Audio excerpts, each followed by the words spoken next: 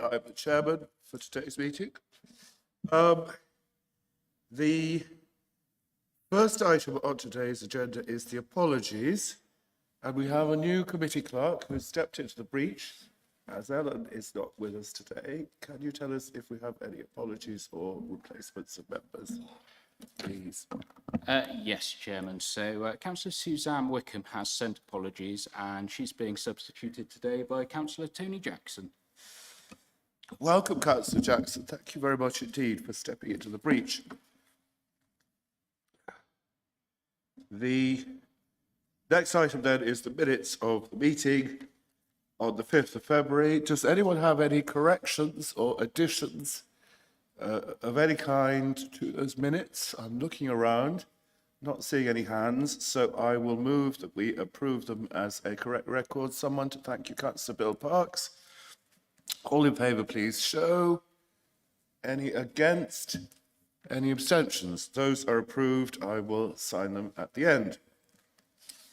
The declarations of interest, this is only for members of Wiltshire Council. No one else needs to declare any conflicts of interest, any interests for us to minute.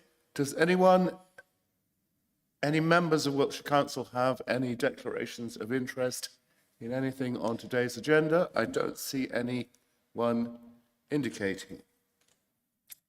Chairman's announcements, just the usual ones. First of all, the standard item of could I ask please everyone to turn off, and it includes me, turn to silent any telephone devices or other devices that might interrupt anyone speaking. I will just switch off the alarm that I had set, so that will not be ringing. We haven't heard of a fire drill, so if you hear a fire alarm bell go off, I will hand over to the officer on my left who will lead us out of the building. I will describe the procedure for today's meeting when we get to public participation, which is the next item. So for the benefit of those in attendance, this is item 5. This is how we deal with items which are here for us to decide. First of all, an officer will present a report and explain the recommendation from the officers. I then ask members of the committee and any other members of Wiltshire Council, but I don't see any today, if they have any questions to the officer. We hear the answers, we go to the public participation section, and then we have a certain order that we take members of the public in, first the objectors, then the supporters, and finally the town or parish council and other statutory consultees. And almost everyone has up to 3 minutes to speak if they need it. And if it's a parish council, it has up to 4 minutes. Those are the rules. I try to be a little bit generous with time, but if you go over your time, I will need to offer extra time to somebody speaking on the other side if we have somebody. After that, we bring in, if there is one, but I don't think today there is, a local Wiltshire councillor who is not on the committee. We then go into debate, and I have to ask someone to move a motion. That's how we take a decision, and we hold a vote on any motion. We need to ask members of the public, please not to interrupt the debate when we get to it, because we can get into quite hot water if we allow people to take part in the decision-taking bit of the meeting. So the first main item on the agenda is the planning, appeals and updates, but I gather we don't... Kenny, over to you. Thank you, Chair. Yeah, I can confirm that there are no appeals to report to this committee today. I'm not sure if that's a good or a bad thing, but it shows that we do have a number of appeals pending, not least Westbury Road in Warminster. That's rumbling on still. And we've got a handful of others that we're waiting for a decision on. So nothing to report today, Chair. Thank you very much, Kenny Green. That then takes us on to the Wiltshire Council, Parish of Brixton Deverill, path numbers 1, 2 and 16, diversion and definitive map and statement modification order. And we have Craig Harlow, who is a rights of way officer who's sitting on my right, who will take us through the report on the application. Thank you, Chair. Good afternoon. So my name is Craig Harlow. I'm a definitive map officer for Wiltshire Council and the case officer for this order. So the order being considered today is the Wiltshire Council Parish of Brixton Deverill Path numbers 1, 2 and 16 diversion and definitive map and statement modification on order 2024. The effect of the order is to divert parts of Bridleways, Brixton Deverill 1, 2 and 16, all of which are in the vicinity of Woodcombe Farm in the parish of Brixton Deverill. The map on the slide currently shows the wider area that the order affects and the current public access in this vicinity. The footpaths are marked in purple, bridleways in green, and open access land is shaded blue. The 3 general areas of the 3 diversions are circled in red. The diversion order has 3 order plans which depict the 3 separate diversions. Order plan number 1 here depicts the diversion of Bridleway Brixton Deverill 1, the current route shown by the black solid line between points A and C, and the diverted route shown by the black dashed lines between points A, B and C. The current route has a recorded width of 1.8 metres, and the diversion order will record a width of 3 metres for the diverted section of Brixton Deverill 1. There are no structures proposed on the new route. So these photos show the current route of Brixton Deverill 1, leading along the farm track and then continuing through the maize cover crop.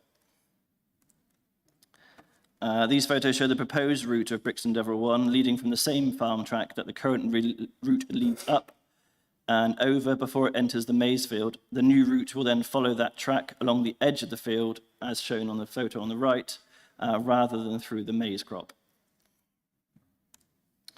Order plan number 2 depicts the diversion of Bridleway Brixton Deverill 2. The current route is shown by the solid black line between points D and E. The proposed route is shown by the black dashed lines between points D and F. The current route, as can be seen, leads through the garden of the farmhouse, and the order diverts the route along the farm track to the east of the farm buildings. Both routes lead from the unclassified road to the south. The current route has a recorded width of 2.4 metres, and the diverted section of the bridleway will have a recorded width of 5 metres. So these photos show the current route of the bridleway, leading up the driveway of the farmhouse and then through the garden. As can be seen, the route is not currently passable to users through the garden gate due to the gate and the wall at the southern end of the route here. The route then passes through the garden.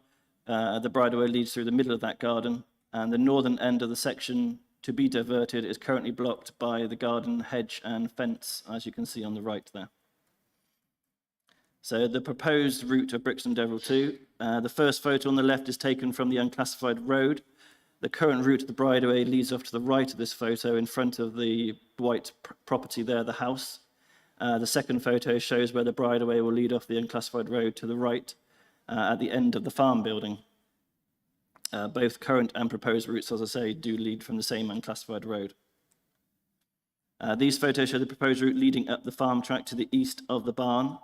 The verge, as you can see on the second photo there, will be within the 5-metre recorded width of the bridleway. So the track provides an entrance to the field, as you can see, to the east, which is also accessed by another entrance through the farmyard itself. And then the track continues north up the hill as the continuation of Bridleway Brixton Deverill 2. And the last photo there on the right shows looking back south down the track towards the farm buildings and the diversion route. Moving on to plan number 3. So order plan number 3 depicts the diversion of Bridleway Brixton Deverill 16. Its current recorded route is shown by the solid black line between points G and H. The proposed route is shown by the black dashed lines between points G, I and J. The route currently has no recorded width, and the diversion order will record a width of 3 metres for the diverted section of the path. 2 latched self-closing bridle gates are also proposed on the route for stock control at point I on the plan, and one just north of point I in that same field. So the current route of Brixton Deverill 16 leads from the track, as can be seen on the left, through the hedge and bank, through the established hedge and bank. As you can see, this is not currently physically available. The route then continues southwesterly through the field and is blocked by the wire fence seen on the second photo, as it would lead to the right of the post seen there. The route then continues across the arable field and straight through the middle of the copse, as you can see on the photo. That route is not currently available as the copse is fenced off and it would require vegetation clearance also. The bridleway then also continues southwest once through the copse across the field to the continuation of the bridleway. So the proposed route for Brixton Deverill 16 leads up the farm track as seen on the photo on the left. It's clear that repair to this track is required before the route will be certified as a public bridleway, and the landowner has agreed to undertake these works. The track then meets the field gate, as can be seen. At this point, one of the two bridle gates will be installed to the left of the field gate to aid equestrian access. The route then leads up this hillside and along the top of the bank on the south side of the fence line to the corner of that field. At this corner of the field, at point I of the order plan, a second gate, the bridle gate here, would be installed, not the gate that's seen on the plan, that's the one that was currently in situ. I believe some work has been undertaken there since this photo has been taken. So a new bridle gate would be put into that location there. So the bridle gates are proposed for and required and authorised for stock control in this field. The route will then lead along the field edge seen on the left of that fence line. And then it will go around the copse on its northern side rather than straight through it, and then continue to join the continuation of the bridleway. As I say, the 3 meters would be recorded for that section of the bridleway, and there would not be able to be any crop within that 3 meter width. So moving on to how we got to the situation. So to give the background to this order, following complaints regarding obstructions to rights of way in the vicinity of Woodcombe Farm, Wiltshire Council's countryside access officers engaged with the landowner to find the most appropriate way forward to resolve these historic obstructions to the recorded routes. It was clear to officers that these obstructions, i.e. the crop field on Brixton Deverill 1, the garden wall, gate, hedge and fence on Brixton Deverill 2, and the high bank, hedge, fence and copse on Brixton Deverill 16, had likely been in place for a number of years, if not decades, and other routes were being used and accepted by the majority of the public and were provided by the landowner, but that the legally recorded routes were blocked in a number of locations.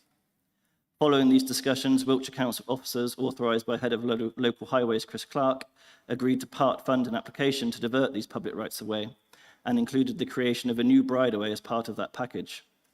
That agreement resulted in an application to divert parts of bridleways of Brixton Deverill 1, 2 and 16, which was submitted on the 26th of January by the landowner E.G. Allard and Sons of Woodcombe Farm. The application was made under Section 119 of the Highways Act 1980. Following initial investigation by definitive map officers, the details of the proposed diverted routes were amended from that initial application, and those revised routes have been subject to the public consultation and are now subject to the order before you today. So to cover off the Section 25 agreement, so as part of the package, as I mentioned, Wiltshire Council and the landowner have agreed a creation agreement under Section 25 of the Highways Act for a new length of bridleway over land at Woodcombe Farm, and as I say, has been partly funded by Wiltshire Council. The route of the new bridleway is seen on the slide between points A and B, and will link the diverted section of Brixton Deverill 16, which is shown between points B and D, and bridleway Brixton Deverill 9, which is to the west, which is currently a dead-end bridleway where it meets a footpath and access land, which is not accessible to horse riders or anybody on a pedal cycle. This creation agreement will be made under the condition that it will only come into force, i.e. the new bridleway created, if the diversion order before you today is confirmed. That Section 25 creation agreement is not before you today and cannot specifically form part of the decision to be made regarding the determination of this diversion order, which must stand on its own merits and the Section 119 test it is subject to. However, the creation agreement for this length of 700 metres of new bridleway linking the existing equestrian access will not come into force if the diversion is not confirmed. So the process so far. A public consultation exercise was conducted regarding the proposed diversions from July 2024 through to August 2024. The consultation included the Upper Devils Parish Council, user groups, the Wiltshire Councillor for the area, surrounding residents and other interested parties. The consultation attracted a high number of responses, reflecting the importance this issue has in the local community. 83 responses were received. For some context, the population of the parish of Brixton Deverill was recorded as 83 in the 2011 census. To break those responses down, all 83 respondents had no objection or supported the diversion of Brixton Deverill 1. 78 were in support or had no objection to the diversion of Brixton Deverill 2, with 5 objecting. And 81 were in support of the diversion of Brixton Deverill 16, and 2 responses made comments regarding potential surface and furniture. Those in support include the Parish Council, multiple local residents and users of the Rights of Way network, including walkers and horse riders, a number of which have made it clear that they have used the proposed diversion routes for many years and wish to continue to do so. The local population and users of the Rights of Way network are overwhelming in support of the proposed diversions. Following the initial consultation and consideration of all responses and the relevant legal tests, the diversion order was made on the 18th of November 2024. That order was subject to a statutory consultation period which ran from the 29th of November to the 3rd of January 25 and included all previous consultees and respondents, and in addition was advertised on site by notices and in a local newspaper. 36 responses were received to the order during the statutory period, 35 of those in support and 1 in objection. As 1 objection was received to the order, Wiltshire Council cannot confirm it, and it must be considered by this committee, and if it is to be confirmed, forwarded to the Planning Inspectorate on behalf of the Secretary of State for determination. So the objection, 1 statutorily made objection to the order was made for and on behalf of the Open Spaces Society. That objection is seen on the slide and includes 2 points. Both points in the objection relate to the diversion of Brixton Deverill 2. There is no objection to the diversion of Brixton Deverill 1 or 16. Point A of the objection suggests the legal tests of the diversion of Brixton Deverill 2 have not been met. Point B suggests Wiltshire Council will not open and did not consider other options regarding Brixton Deverill 2 as set out in DEFRA guidance. Addressing point B directly, this is simply not factually accurate. Wiltshire Council officers have engaged with the landowner for many months prior to the application and discussed alternatives put forward with the landowner, and this is evidenced in the initial decision report recommending making the order. Mr. Cheel, the landowner's representative, has set out the reasons why the alternative suggested was not agreeable to the landowner and his land management needs. Additionally, a number of respondents to the consultation have set out that they would not be supportive of this alternative option where that information made it into the local community.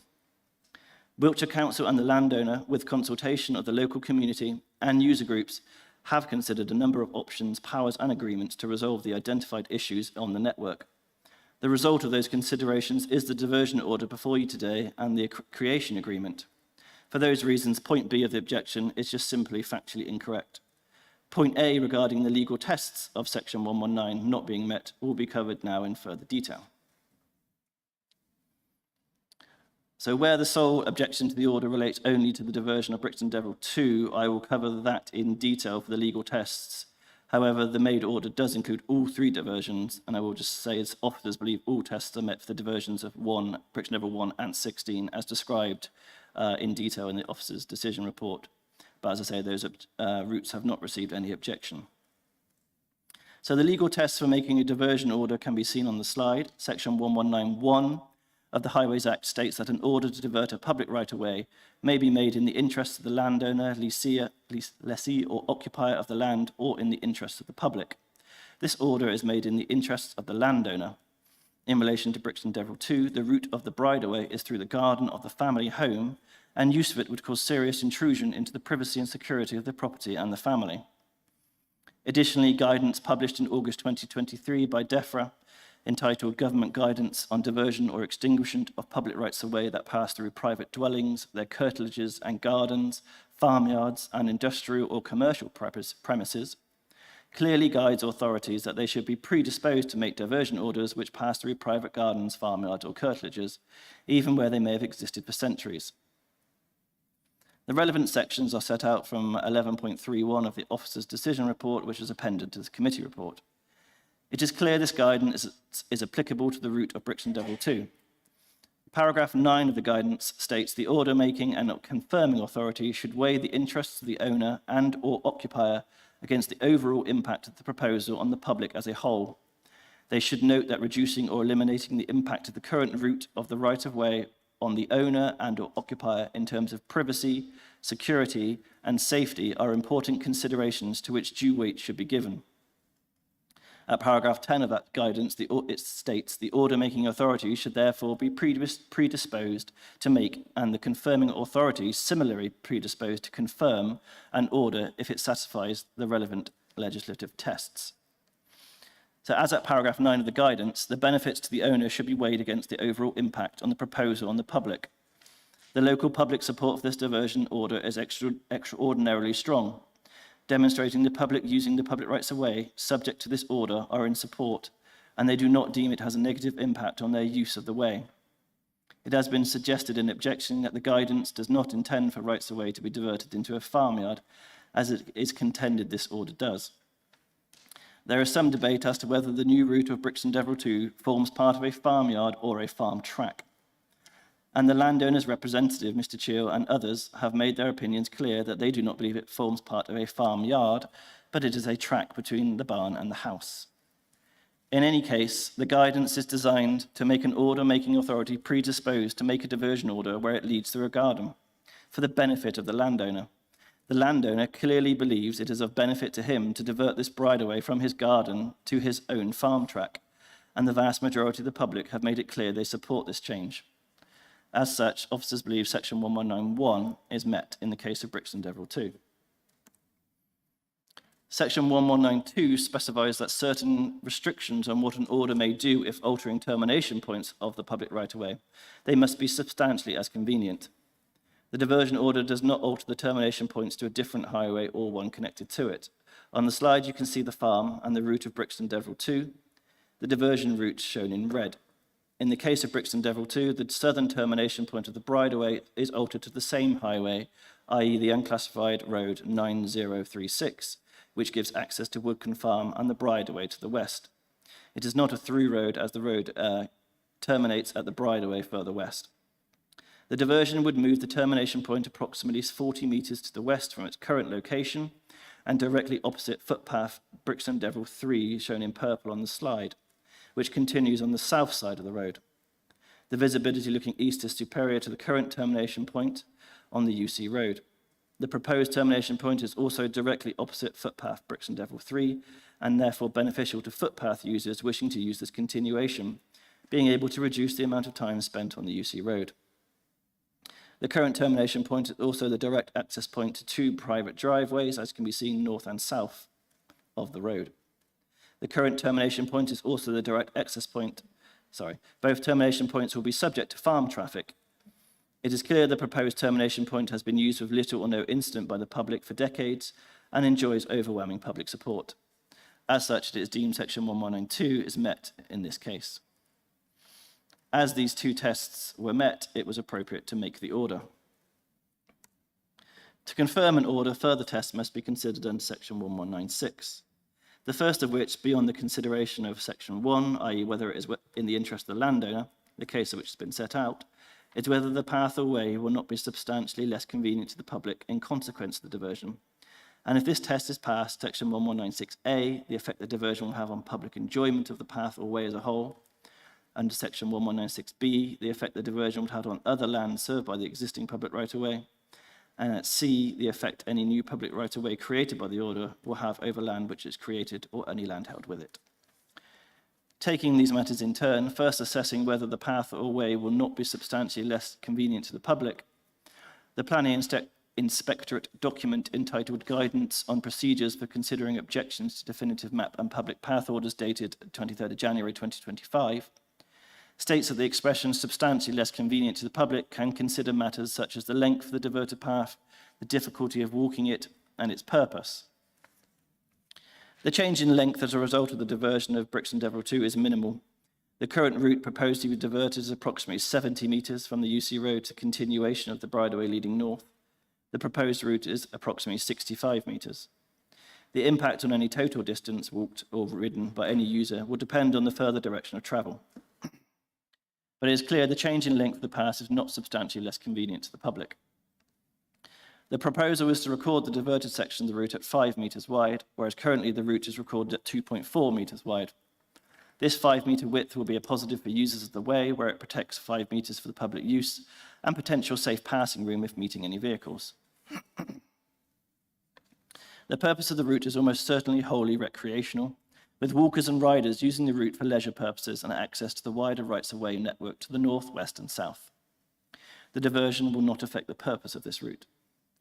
The difficulty in walking or riding the route and safety concerns, which may fall under this term, have been raised, where the proposal diverts a route from a residential garden to a farm track. The current recorded route is through the fenced-in residential garden of a family house, with the usual activities of a private residential garden, including the presence of a dog. The bridleway is in extremely close proximity to the house and would have a significant impact to the residents if used. As one respondent to the public consultation stated, I would feel incredibly uncomfortable with even the idea of riding or walking through a private garden, as I suspect most people would. Public rights-of-way through residential gardens are a barrier to use, where many users of the network would not wish to use a route through a garden through fear of intrusion on the private lives of the residents. Most users would prefer not to use a route through a residential garden. I believe there is agreement even from the objectors on this point that it is appropriate to divert the bridleway from the garden. The diversion route will, in a purely direct comparison, be subject to more farming activity than the current route through the garden. The landowner's representative has stated on this subject that the only farm building past which the diversion route goes is on the west side of the route, whose primary use is storage. The number of times any farm machinery will need to be accessed the barn is and will be few, in comparison with the farm use or the other farm buildings and the farmyard, which are accessed primarily from the unclassified road. My clients are content to offer reassurance that the 5-metre wide diversion route will not be obstructed by buildings. If any loading or unloading from or to the barn beside the diversion route, it infrequently happens that this is the case anyway, My clients will ensure that the diversion route is not blocked. It is also likely the diversion route has been used for many decades and still enjoys public support, suggesting this route is not deemed dangerous or off-putting or less convenient. And this is an important factor when assessing the convenience and/or enjoyment of the way. Many walkers and horse riders have made it clear they support this diversion. The use of the current garden could be deemed more unpleasant to use and less convenient than the proposed route, as many users simply do not wish to ride or walk through a private garden. Again, the 2023 guidance on diversion out of private gardens can be applied to this point, and the weighing of the proposed benefit to the landowners and effect of the diversion on the public, who are almost wholly in support of this diversion. Section 1196B considers the effect the diversion would have on public enjoyment of the path or way as a whole. This term is likely to take into account views offered by the route. The proposed route gives views of the farm rather than through a private garden. Opinions on whether views of a farm or private house and garden are superior or otherwise are likely to be subjective, but in officers' opinion and guided by the local support, there is no clear detriment to public enjoyment in terms of the views from the path. This is likely where the path is in a rural setting and community and farming activities are normal practice. The public and local population have made it clear they support the diversion from the garden to the farm track, and this indicates they do not deem it negatively affects their enjoyment.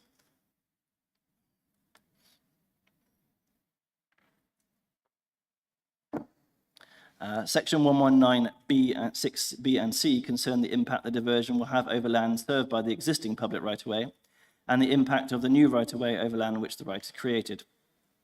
The diversion of Brixton Devil 2 would have a significant positive effect on the land served by the existing right-of-way, where the bridleway would be moved from the garden, allowing privacy and security for the residents.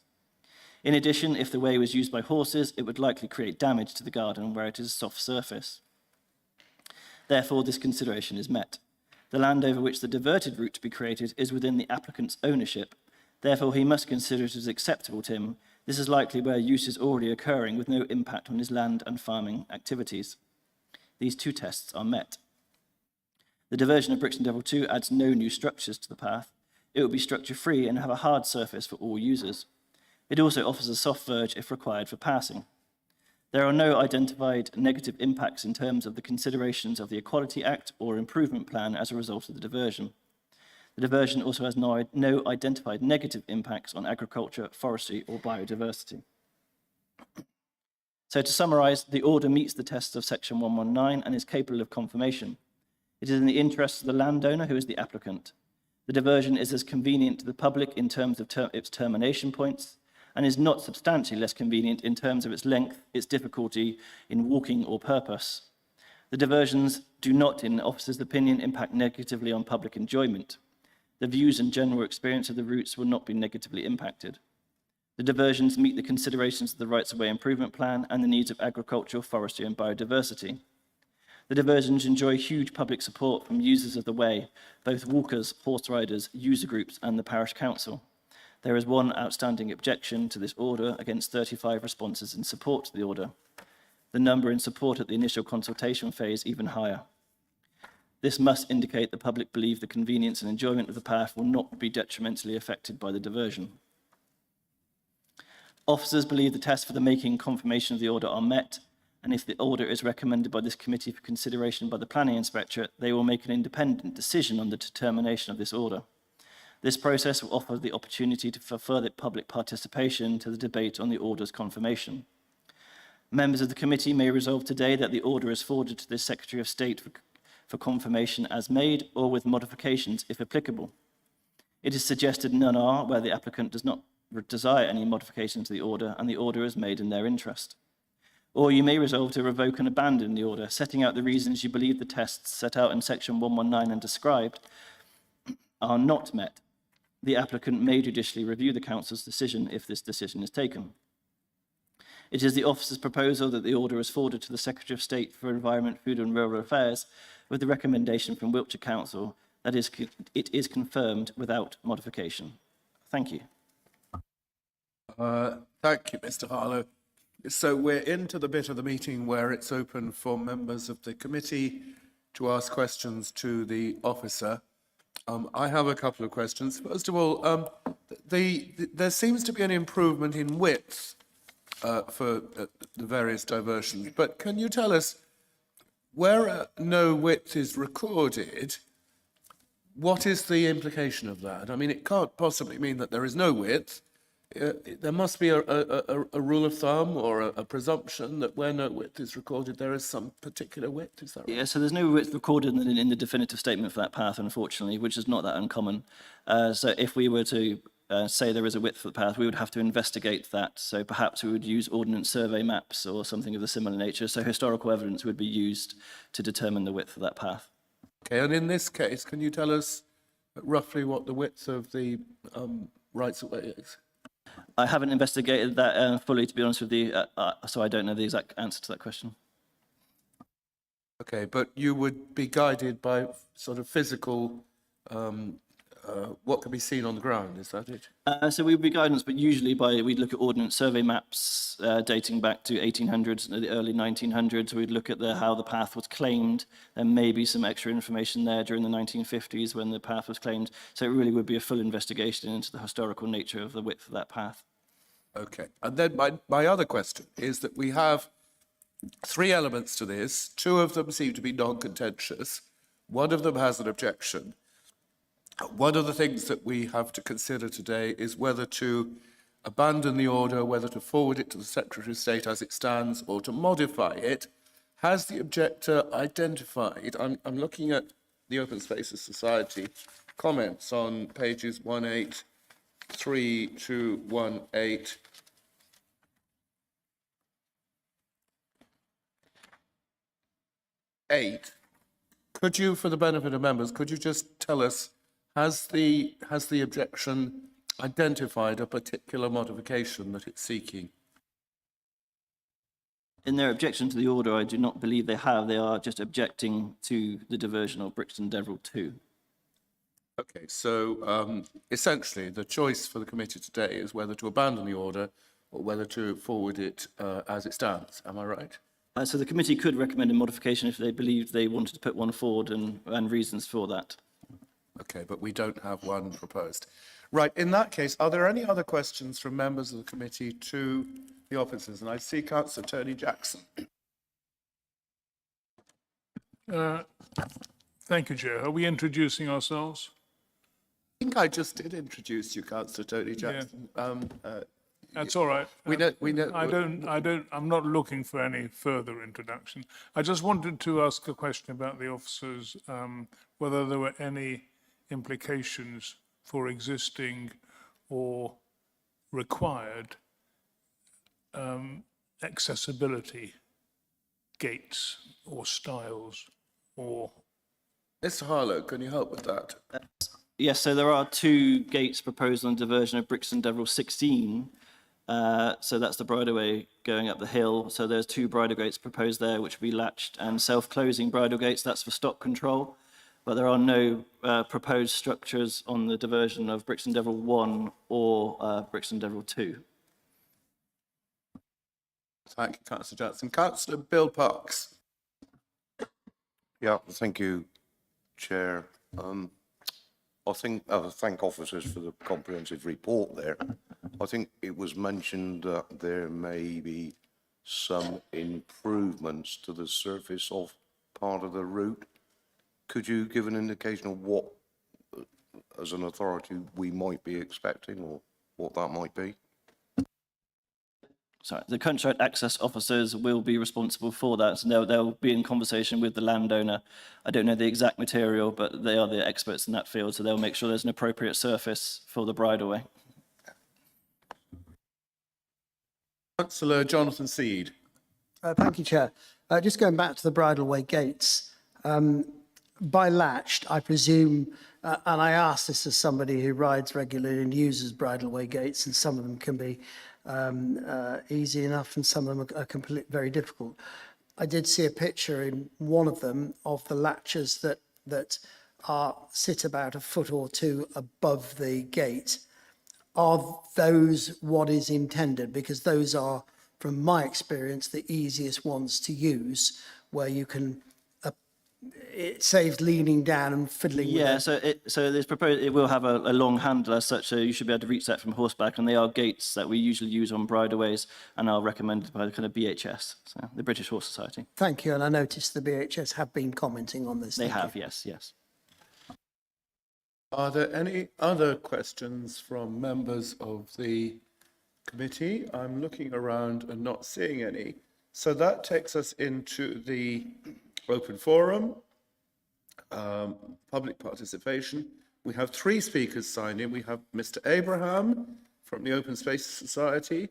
We have Belinda Stewart-Cox, who's a local resident, and we have Councillor Jamie Fagan, who is the chairman of the parish council.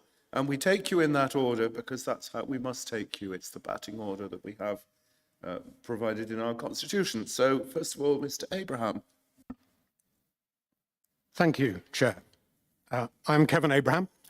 I represent a charity called the Open Spaces Society for 20 civil parishes in Wiltshire, including Brixton Deverill. The charity operates across England and Wales, seeking to protect open spaces like commons and greens, and to protect the rights and accessibility of users of rights of way. To be clear, Mr. Chair, we do not object to the diversion of Brixton Deverill 2 bridleway out of the garden. We accept that the reasons of privacy and security that Mr. Harlow cited are sufficient to justify the diversion out of the garden. What we object to is the proposed diversion into the farmyard, of which more later. The application was made by the farmer's agent, citing the DEFRA guidance to provide privacy and security for the farmhouse garden and to move the route accordingly. That DEFRA guidance of August 2023 does not change the statutory tests, but they give guidance to highway authorities on factors that they should use in determining diversions from gardens, farmyards, or commercial premises with the presumption of favouring applications accordingly. Now, as Mr. Harlow has said, as the proposed diversion of BDEV 2 alters a point of termination of the way with a highway, Section 119 of the Highways Act requires the altered termination point to be, quote, as substantially as convenient to the public, unquote, not, as a slide a while ago characterised it, as not less than substantially less convenient. The test is, in this case, as substantially as convenient. In this case, I suggest the tests of convenience include proximity to operational farm buildings, of the user of the rights of way potentially disrupting or being endangered by activities within a farmyard or commercial premises, and that farmyards or commercial operations could put the public potentially at risk. I cite those particular factors against the convenience criterion because they are specifically mentioned in the DEFRA guidance as reasons and justifications as to why there should be a presumption to divert rights of way out of farmyards, not into them. In the case of the proposed diversion of Brixton Deverill 2, it will put the public into closer proximity with operational farm buildings than the route through the garden. It will put the public into closer proximity to farm machinery, including large moving agricultural vehicles with limited visibility. And it will put the public, including riders, potentially at risk because of what the DEFRA guidance describes as the limited space within which a route passes. None of these factors of convenience arise from the current obstructed route through the garden. In other words, they constitute a net inconvenience. The proposed diversion is not, therefore, in our judgment, substantially as convenient to the public, and we believe it does not meet the legislative test of Section 119. And we find it, frankly, incredible to use the DEFRA presumptions guidance to justify diverting out of the garden, but into a farmyard.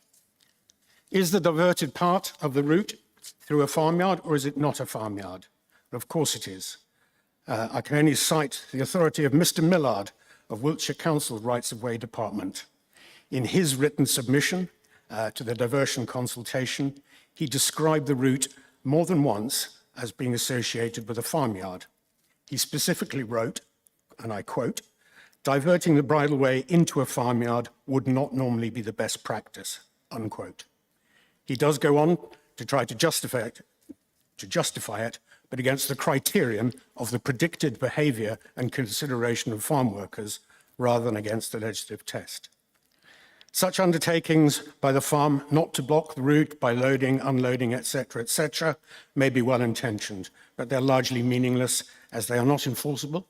They do not bind future generations of farmers there, and should the farm ever be sold, it would not bind the future owner of the farm. We believe, therefore, that the proposed diversion of Brixton Deverill 2 does not meet the Section 119 legislative test. It's contrary to the spirit of DEFRA's presumptions guidance, and that the order should be abandoned in consequence. Thank you. Thank you, Mr. Abraham. I let you go on there a bit, but you were about a minute over time, so I'm going to give, if Belinda Stewart-Cox needs it, I'm going to give her an extra minute, so you will have up to 4 minutes. And then Councillor Fagan will also have up to 4 minutes because he's from the Parish Council. So let's go next to Belinda Stewart-Cox. Thank you, Mr. Chairman. My family moved to Brixton Deverill in 1989, and even before that, I used to visit that area quite a bit. We lived in Bishopstrow. I was a regular walker, I'm still a regular walker, and I was also a rider.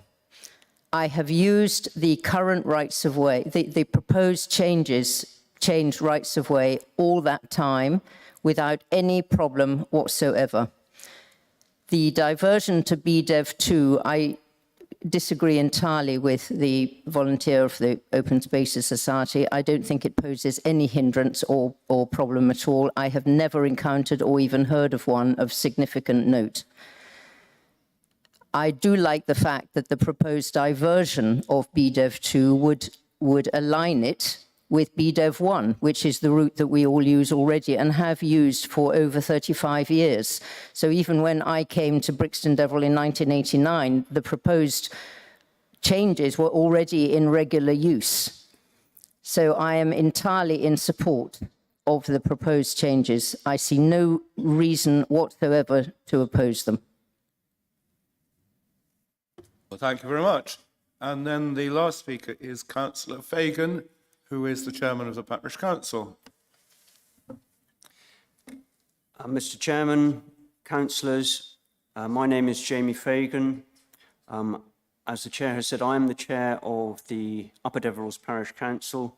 I've been a parish councillor since 2021, and I'm here to represent the views of the Parish Council collectively. As has been stated, the land and bridleways concerned are situated within the Upper Deverels Parish Council area. As a parish council, we received no correspondence from residents with concern or objections to this order. We held a parish council meeting in August 2024, on the 21st of August 2024, and we discussed and debated the issue. And as a council, we concluded and agreed that we would support it. So this is the view, the collective view of the Upper Deverels Parish Council, that we support the order.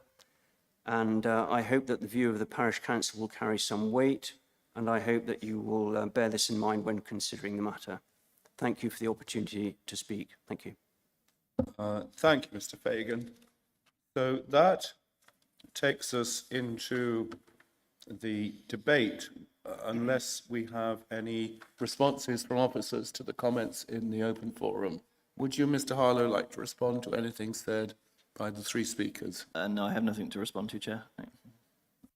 In that case, we have a fairly straightforward choice. We can only take a final decision on this if we abandon the order, which would be within the power of the committee.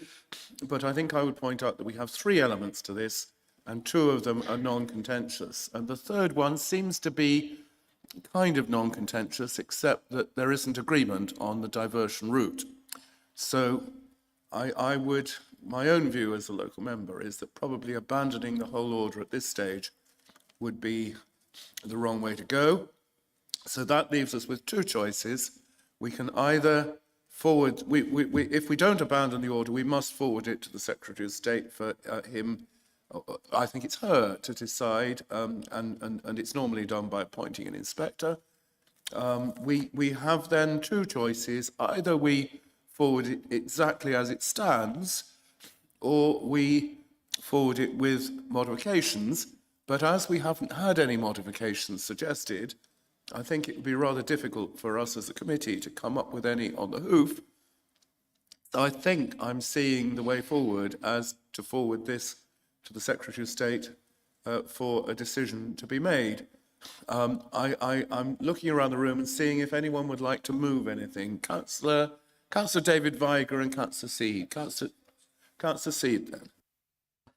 I take it that was your speech as local member, in which case I think you're seeking a little bit of help, and I would be prepared to move the to move the proposal without modification. That's the officer's recommendation. It's just that as chairman, I don't like to be too heavy-handed and to try to corral the committee in any particular direction. So that's been moved. Is there a seconder for that proposal, which is Councillor David Viger and Councillor Ridout? Does anyone else wish to speak before we go to the vote on that? And I see a number of hands, so let's go to Councillor Seed as the mover of the motion, then to Councillor Viger, and then I think Councillor Ridout. No. Chair, thank you. I have a non-declarable interest, and I ask members to note that I'm a member of the Open Spaces Society, but I joined to try and understand more about the work of the society, particularly when I'm picking up difficulties locally, which are being led by Mr. Abrahams on behalf of the society, particularly in the Deverels. I find Mr. Abrahams' submission in this case to be slightly disingenuous, in that he's majored on public safety in this area, when I am aware of a few miles away, he's insisted on the resurrection of an almost defunct footpath across probably the most dangerous stretch of the A350 in that area, and insisting that public safety is not a consideration to rights-of-way routes. So I raise that because I think that we need to just have a bit of balance here. Forgive me interrupting you, but I think we don't have an opportunity for anyone to respond to what's said in the debate. So if you could possibly avoid the personal stuff. congratulations to Mr. Harlow on a detailed report, because I think this demonstrates exactly and precisely how the local authority and the landowner should work together to achieve a diversion of an inappropriate right of way.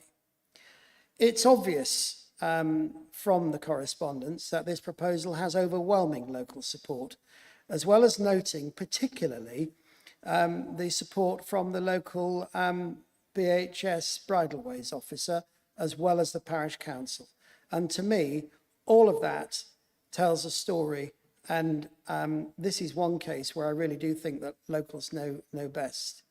I think this application is eminently reasonable, and therefore on that basis and on the local support, that is why I am moving the officer proposal without modification. Thank you, Councillor Seed. Councillor Viger. Thank you, Chair. There's just one question and one comment.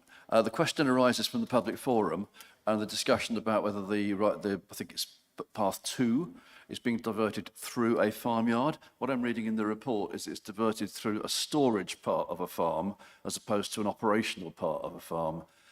Is that correct, sir, Mr. Harlow? So I think it could be summarised as that, there is some debate about the exact term of what a farmyard and a farm track is, and I personally try to avoid that, I think. But it is entrance to a storage barn, I think is an accurate description, yes. So I've walked through many a farmyard, working farmyards as well, all around Britain without coming to any problems so far. So I think that to me is not a big objection. I would just like to suggest that we add a covering letter to the Secretary of State saying that we think that this process could be streamlined. I mean, I feel for Mr. Harlow having to produce a 300-page report on the diversion of 3 footpaths. It must have taken a huge amount of time and taxpayers' money. And not only do we have the order and the consultation on that, but we have a prior consultation before the order. It seems like a ridiculously expansive process for diverting footpaths. And I would like to suggest to Angela Rayner that she might like to think about streamlining this process so that these decisions could be taken with short reports and under delegated powers. Thank you, Councillor Viger. I mean, is there any particular way in which you would like the process streamlined? It does seem to be a very open process and sort of fair to all at the moment. I don't think you need to have a consultation prior to the order being made. I think this decision could be made by officers under delegated powers. They make much bigger decisions on planning applications under delegated powers. It's just the rights of way process, requires this whole rigmarole to be gone through. I also don't think you need to have a historic report. I think the report can simply be looking back maybe over 20 years, which seems to be a sort of a standard time frame for rights of way type issues, rather than going right back to maps from the 1950s. It feels to me that it's over-engineered and it's wasting taxpayers' money and officers' time that could be spent on more important matters. Let me get Mr. Harlow to comment on that. Mr. Harlow, would you support a plea to the Secretary of State for the process to be changed? I think from my personal perspective, speaking as definitive map officer, I think delegated powers to officers could streamline that process. In terms of lengths of the report, I appreciate there are long reports to read, but sometimes I think it is important because it is a process where you are moving public highway, so I do think it does need consultation and thorough investigation and consideration, but I think that there are some streamlining processes that could be explored on the delegated powers, perhaps. I think maybe we would need a more general report if we were trying to come to a view on the process rather than the particular matter that's in front of us. We have a report about the particular matter. I think if we as a committee were to try to say we want the process changed, we would need to look at something a bit more comprehensive about how the process is, why it is the way it is, and in what ways it could be changed. So I would not myself be wanting to support a sort of a complaint about the process at this point, but thank you for your comments, Councillor Viger. Is there anyone else? Councillor Ridout. Yes, Chair. And my original hand was to second the motion. Could you not just, when you send it to the recommend that the process be looked at, just as a general comment that it would appear to be over for this particular case? Because it might not be in another I case. wouldn't This- want to make this those one- comments myself as an individual. It's a matter of whether the committee wants to make them, I think. Yeah. So if the mover wanted to add to his motion something about a request to change the process, and if the seconder, who I think was Councillor Vigo, wanted to agree with that, then the committee could vote on it. But I'm not myself. Let's go back to Councillor Seed. Do you want to add something to your motion about us asking for the process to be changed, Councillor Seed?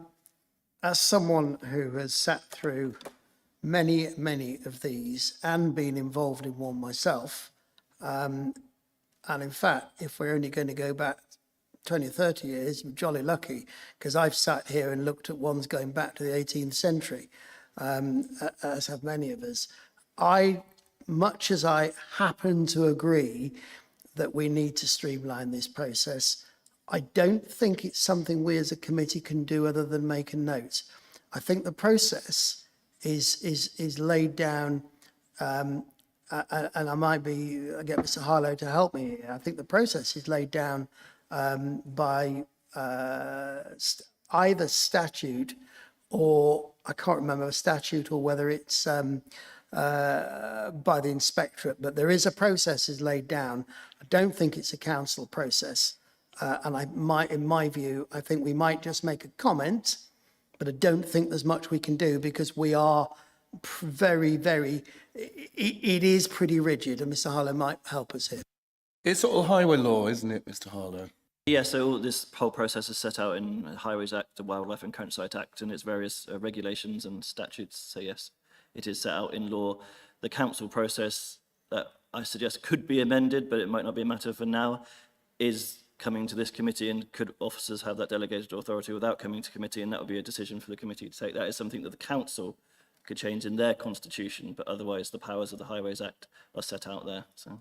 Something to be dealt with as a review of the Wiltshire Council Constitution next time we deal with a review of the Council's Constitution. And I'm sure Councillor Seed will The bear difficulty, Chair, if I might just add, is that it generally works, but it does have a flaw because it does allow individuals to get involved and to take up a disproportionate amount of highways officers' time, which then does not allow the rights of way officers to concentrate on many more other cases.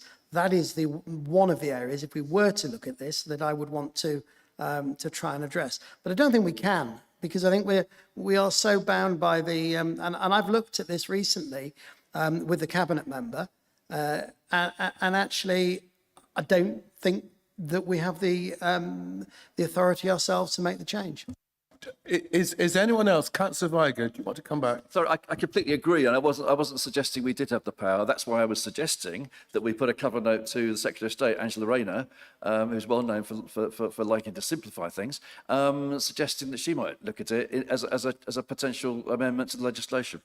In which case, I would support my own that. view is that the more we invite Angela Rayner to do, the more she will do, and she certainly has strong views on things. Does anyone else have any views on this particular matter before we go to the vote on it? Councillor Andrew Davis.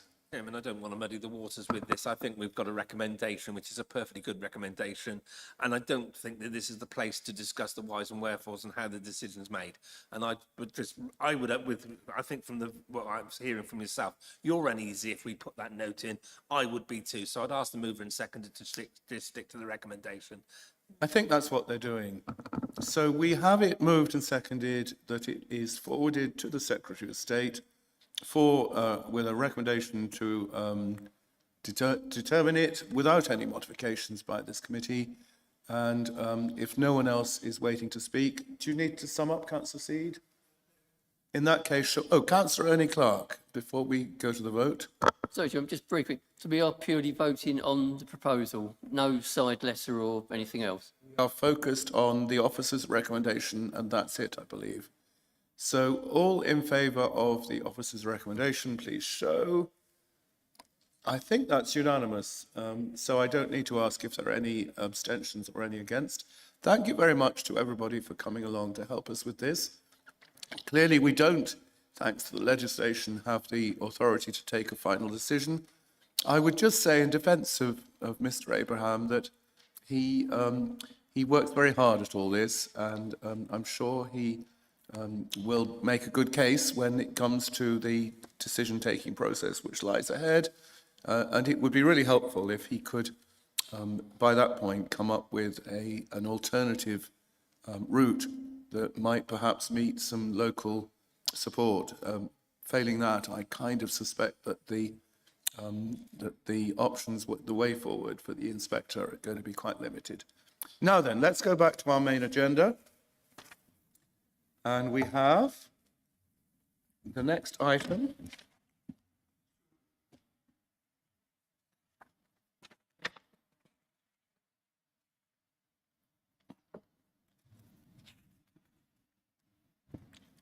Which is, and we have a case officer joining me for this, which is 26 Horse Road, Hilperton, Trowbridge, pages 309 onwards.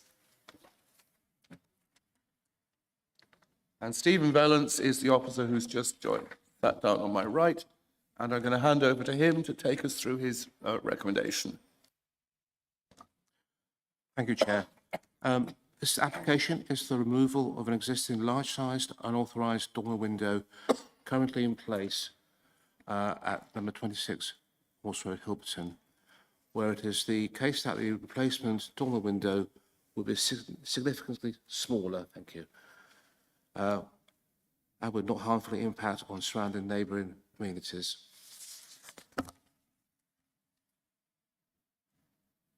Okay. This is a slide showing the location of the site and the surrounding built form. Number 26 is accessed off Horse Road along this lane here, and it's just there.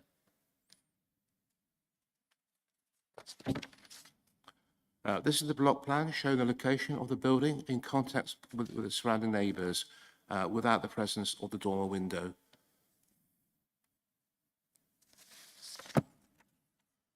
This is the block plan showing the as constructed unauthorised dormer window on the rear north facing elevation of the building.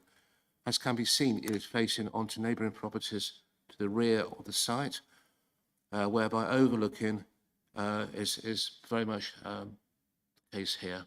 So you can see the neighbouring building properties here.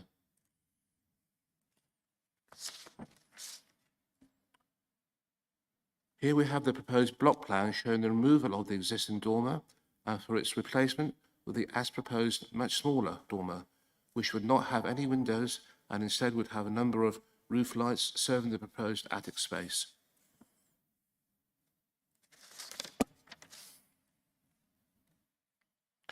This slide shows the elevations of the as-approved bungalow as permitted in 2006, and it is evident that there are no forms of development in the roof space. It is also the case that permitted development rights were removed at the time, preventing the inclusions of windows and other works within the roof space.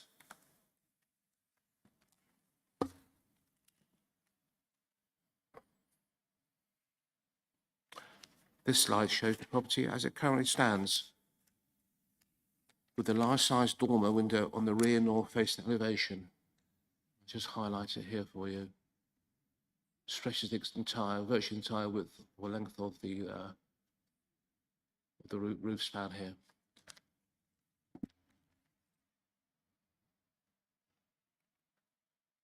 This slide shows the proposed elevations. Sorry. This slide shows the proposed elevations of the current scheme, which involves the complete removal of the unauthorised dormer window on the return original slope, roof slope. In its place, there would be a much smaller blank dormer, which would not have any windows in it to impact on neighbouring amenity by way of overlooking.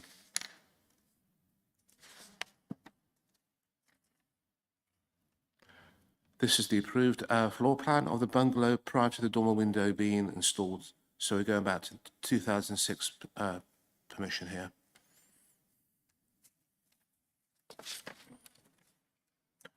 We have the roof, we have the floor plan this is the as-built and authorised floor plan. We have the intended floor plans of the as-built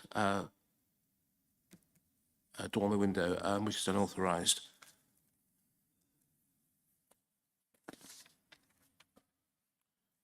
So this is the proposed floor plan of the current proposed reduced scheme. There will be 2 end bedrooms, a bathroom and a storage space. So just highlight that here. Bedroom 1, bedroom 2, have wardrobe space here, bathroom here, and then the landing here.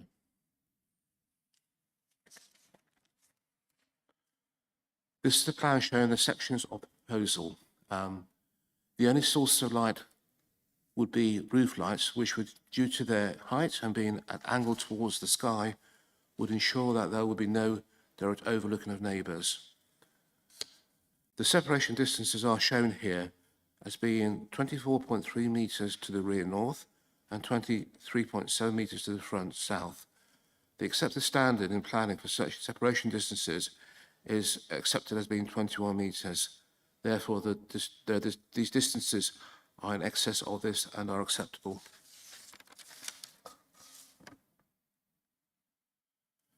Here we have a photograph of the current rear of the host building, clearly showing the unauthorised dormer. As you can see, it stretches from one end of the building to the other, and it's quite large.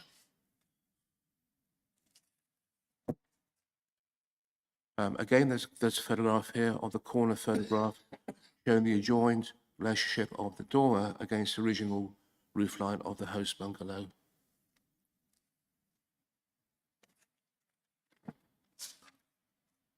This is a photograph of the view from the dormer window looking out towards the rear north.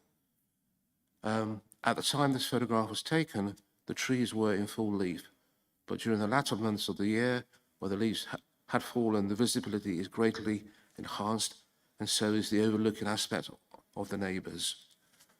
So just going through the different orientations. So looking at the rear view from the dormer looking north. Sorry, looking east. And then again looking northwest.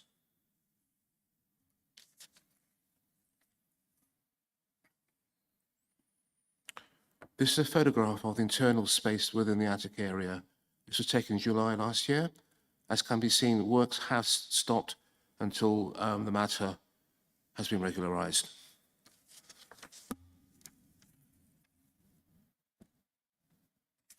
This is another photograph of the interior of the attic space, but from a different vantage point.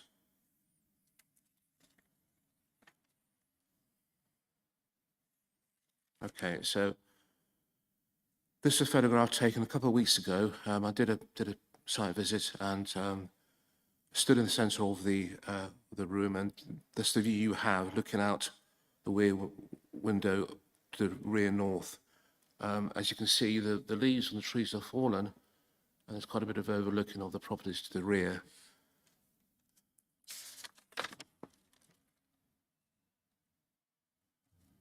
This is a view of showing the view outside from the 2 roof lights. As can be seen, it is only the rooftops of the buildings which are visible, which thereby prevents any direct overlooking of neighbours and harmful impact on their amenities. Now, again, this is a photograph I took when I visited the site a couple of weeks ago, just showing that no works have progressed since the last time I visited in July last year. So that's one aspect of looking down on it.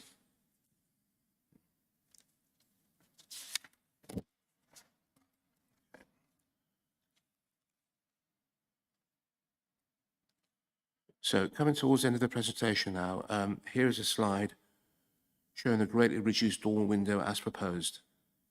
Surrounding neighbours can be clearly seen who, because of the revised scheme, will there not be many windows. Slide. Which slide is that? You're saying here is a slide showing the new dormer. I don't see it.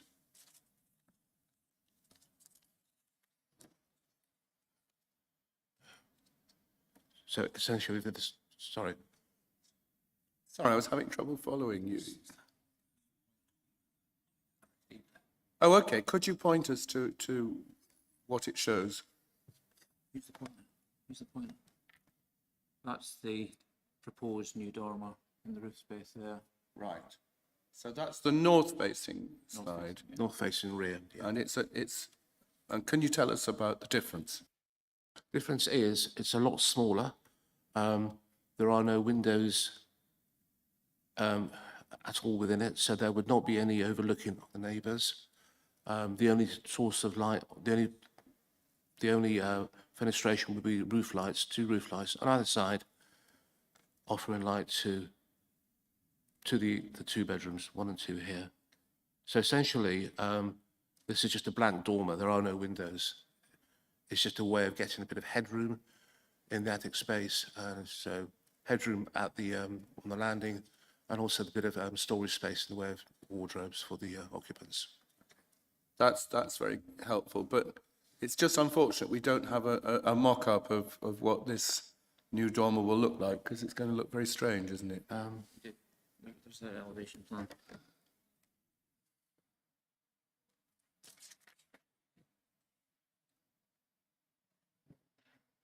There was one right after. That's it. Oh, that's it. There we are then. So that's the. So that's the slide that shows the... Yeah. Leave that one. Right, thank you. So there we are. It has turned from being a dormer with windows in it to being effectively a blank wall, which gives extra headroom. And we're going to go in a minute to the local member to see if he's happy with that. Mr. Councillor, do you need to add anything else, Stephen, Mr. Bellance? That's the end of my presentation. Thank you. Brilliant. Councillor Ernie Clark, we don't have any speakers in the open forum. Are you happy with this? Thanks, Chairman. I was going to have to apologise to the committee for bringing this to them again, well, not again, but fortunately there was another item today. As Mr. Bellance has put in his report, I was given the opportunity to withdraw my call in on this. I'm grateful to Stephen for giving me that. The problem was that residents north of the property were very sort of concerned about it when it was first done, and I don't think it'd do any benefit to go into the history of it, but the applicants received some bad advice from Wiltshire Council to start it off to do with permitted development rights and what was permitted under the government's sort of regulate. Anyway, the building itself still looks to me extremely ugly, because it's the whole intention of removing PDR years ago, because this is one of the benefits or drawbacks of having a council that sat for too long in a chamber perhaps, is that it was to stop this sort of thing happening. But having said that, one has to accept that 19 years on, everything changes and the case officer is sort of thinking it's appropriate. I must admit, I was expecting some of the residents to the north of the property to perhaps object more strongly, because the MP's been involved as well on this. And I said to Mr. Bennett, I didn't want him to be an officer that sort of makes quite a major decision for something that wasn't intended many years ago. And I thought it better that it came to the committee, so that if there's any brickbats to be thrown about, they're not going to be pointed at a planning officer, it's pointed at us. I must admit that I don't want to say the best of a bad job, because that's rude. What the applicants have done, I believe, because I think this is the third attempt to get something permitted, and it's probably the best, well, it obviously is the best that they've come up with, because the officer is recommending approval. I've got no strong objections to it, but because of the feeling in the village or in my division, I'm not in a position to propose that we accept it. But I'll throw myself on the committee to see what they think of. Thank you, Councillor. I've somewhat short-circuited the process here. I overlooked the questions from members of the committee to the officer. Does anyone have any questions before we go back to someone to move something? Does anyone have any questions? Councillor Weiger. Yeah, thank you, Steve, for the presentation. I'm just looking at that rear north elevation, top right there, and you're saying there's no windows, but what are those 2 black squares? They look a bit like windows. I think he's saying no windows in the dormer. In the dormer. But we have the roof lights that are Roof lights, quite high okay. up in the Roof. roof. Okay, and the dormer is that long rectangle. Yeah, it's, in effect, it's a blank dormer. There are no windows in it. Right. These two black squares, they are roof lights. Okay, so the dormer is, as it were, the projection, the structural projection that we Yes. see in the middle there, the Yes. long rectangle. Okay, thanks. If you follow down here, you can just see the projections very small. Got it. Okay. Yeah. And just to be clear, there are no objections. There are no objections. Parish Council didn't object. Neighbours are happy that the unauthorised has been removed. Councillor Bill Parks and then Councillor Andrew Davies. Thank you, Chair. Just for my own clarity, officers are recommending approval, correct? Councillor Davies. Thank you, Chairman. Yeah. So if I said I don't like it, I can't think anywhere where I've seen a blank dormer, to be honest with you. I honestly can't, see anywhere where I've seen a blank dormer. I can appreciate the idea of why it's there to get the head height and everything, but I'm sorry, I appreciate the original thing was built, and we've got the pictures of what was originally built but you believed permitted development. We've gone back to the applicant, and this is what the applicant's come up with, so to sort of save the thing and get what he wants to achieve, which is fine. But I just think it's absolutely ugly, and I don't know where. Forgive me, I haven't looked if there's any conditions, but I can see very short time small little windows being put into that dormer. I mean, Well, there is a condition that withdraws any permitted development rights to do that. Sorry, I didn't get as far as the conditions on this, so I do apologise. But permitted development rights. But when you've had an extension done with the dormer that was actually finished built, and then you then see what's being put forward for permission, I can't see any point. I can't see any reason why at some point a small little post slot window would be incorporated in. Let's make that a question to the case officer. Can you tell us, first of all, would we be able to refuse this on the grounds of sort of visual overbearingness, sort of inappropriate, blank dormers aren't normal sort of thing? And then secondly, could you deal with the question of whether there is any way that a small aperture could be made in this blank dormer without our permission? Here, Chair. Kenny, help us. On the point of any future windows, there is a condition or two conditions that propose that if the committee are minded to approve this application, there would be removal of PD rights to impose any new windows in that dormer. So we could enforce against, if a window was made in it, we could enforce against We could enforce against that because it would be clearly visible from the neighbours, and then they can alert the enforcement team to take the requisite action. I would come back to the point that Councillor Davis made about windows. This dormer will not serve habitable rooms, unlike the structure that's there at present. It's going to serve a landing, and then there's cupboards behind that. So there may be a risk that a future occupier might wish to put a window in, but it's not going to serve a habitable room, so there's less risk. And the other question about the actual structure and its design and CP57, well, we've got a starting point. It's unauthorised, which officers refused, went to appeal, won that appeal. We've now got this structure which doesn't take up even 30% of that roof. And my professional view would be that that's a modest structure on the roof space. It doesn't project. I mean, if you look at the bottom right-hand drawing, it's a very modest addition to that roof space, and I would be struggling to come up with a CP57 base reason to refuse it, Chair. Thank you, Kenny Green. Does that answer your question, Councillor Davies?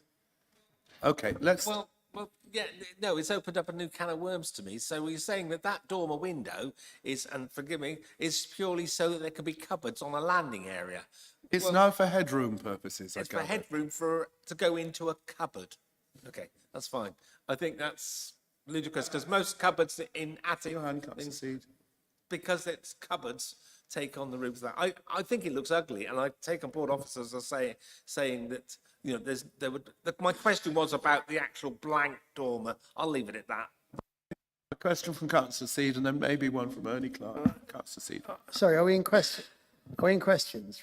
Right, We're still trying to deal with questions and then we'll go into debate. okay. Mine's not a question, it's about... Let's go to Ernie Clark then. I'll come back to you if we go into debate because Ernie has said he doesn't want to move anything. Ernie. Thank you. Well, mine wasn't be a question as such. It was just going to be that I think Kenny mentioned CP 57, and much as it would seem I'm not the only one that thinks this is very unattractive, I couldn't see anything in Core Policy 57 that would actually say no to it. And if I may, Chairman, the problem is that the first unauthorised development had all the windows at the back, which was the one that went to appeal and was lost. So there's no question that can't go ahead. And this is really I'm getting back to this best for bad job.